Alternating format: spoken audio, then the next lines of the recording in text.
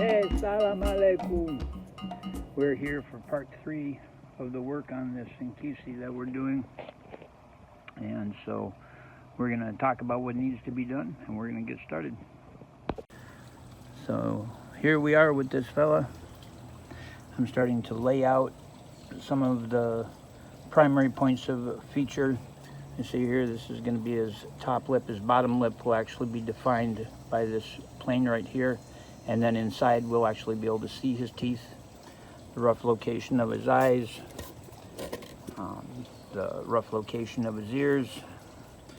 I need to take this front plane of the arm and I need to go in and up because his hands are going to be on his hips, and so I have to have this as basically the width of his hands, you know, basically from his palm heel to his fingers as they're around his waist. So that means, of course, the arm is gonna come back to here, so all this material has to be removed from there. Same thing on the other side. And then I've also got some major stock removal left to do regarding his legs. We've got to take it here so that corner comes off, and take it here so that corner comes off, and the front corner, and then the sides, so that we narrow down his legs. Some Nkisi will stand on 2 blocks, one under each foot, that represent 2 different realms of existence. In this case, this Nkisi isn't going to have that. You'll see on the back of his head, I've actually got a line that indicates the eyes and mouth and stuff. It's just a handy reference for me if I ever get particularly lost doing something,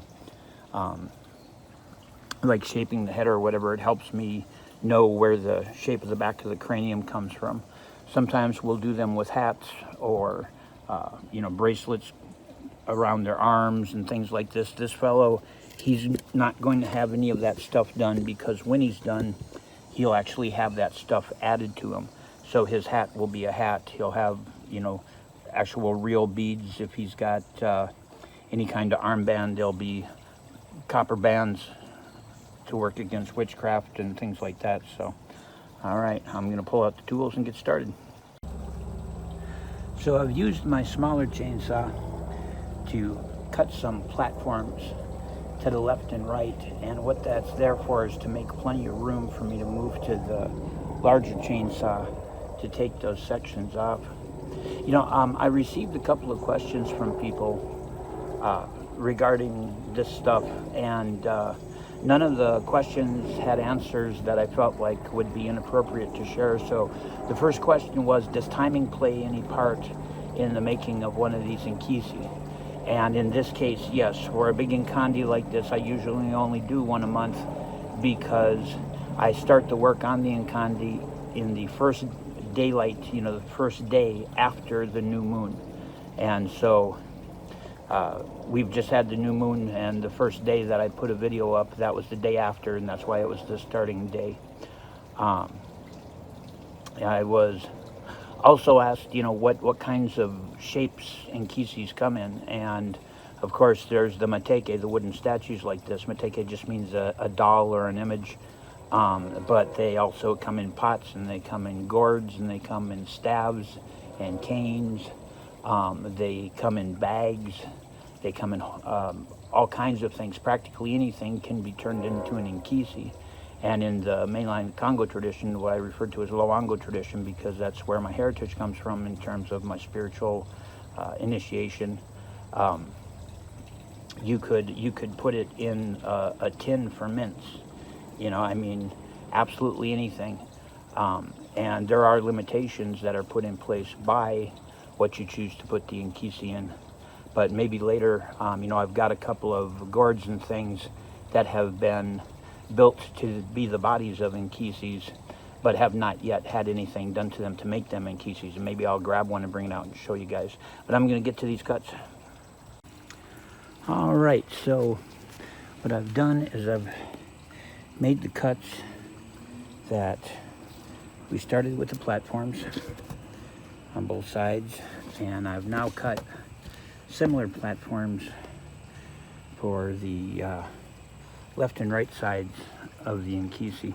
Also, as I was talking about last time, you know, what kind of shapes Nkisis come in. This is an example of an Nkisi that's built in a gourd. This is just the gourd and things. This one hasn't been activated or inhabited, but it's just a bottle gourd with a wooden plug and feathers that the colors and size and shapes of the feathers represent different things. This is another example for an Nkisi called Nganzola. And in this case, she's given a dress, and what's being held by the red cord right now will actually be held by a circle of beads. Some of them will be painted different colors or have designs painted on them or carved into them. You know, some of them get beads and so on, but I just thought I'd show you guys some examples.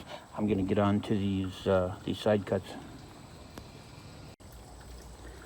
All right, now that that wood has been removed from the sides, it's time for me to get some wedges underneath the figure so that it stays solid, and to open the gap between his legs. All right, now that we've got that gap opened up, it's time for me to set to work with that grinder to start introducing the profile into the lower body enough that I can start to be sure that I have the proportions of the arms and the legs correct, and I can start dealing with everything that way. All right, so I've cut the gap between the legs. It's just enough for me to start getting in there and working and appropriately removing material. I've started taking out the portion of the arms to get to where the hand is going to be against the waist and curved around it. You know, like I say, we find a form and we follow that form down through the layers of the wood. We will eventually, of course, be piercing here in order to free the arms out. But I've worked primarily on getting the front angle to the thighs and beginning to get the lower angle. Start to take away some of that material on either side of that cut to start to open the legs up. So making good progress. So I've now shaped in the back of the legs to a certain degree and got the bend that's supposed to be in them. The pencil line going down represents the front of the leg, and you can see all that lighter colored material up front with the pencil lines through it. That all needs to come off, so it's a lot of stock removal to get down to the width that the legs are supposed to be. But progress, progress, progress. Lots and lots of progress. So that's the next step for me, is to remove all that material, and that's going to be a while, so we'll be back after that. Taking a minute to take a breather, have a smoke, and check on my pond. Make sure the saku is looking good. Adding a little water to it.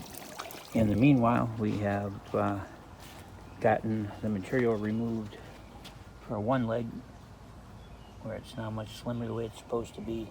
There's still a lot. I'm about halfway through removing the material on the other leg, but just taking a breather. And look at all that cedar sawdust everywhere. But I was just taking a breather for a minute, so I thought I'd update you guys. I'll be back. All right, a good day's work. Let's take a look at what we've gotten done here.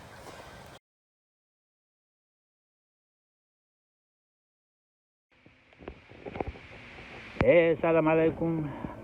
So, this is Tatenganga Hempombaron Ke Sasibobalanka Rire, saying thank you for joining me today for this third part. We are moving along, so go with God. May your life be good.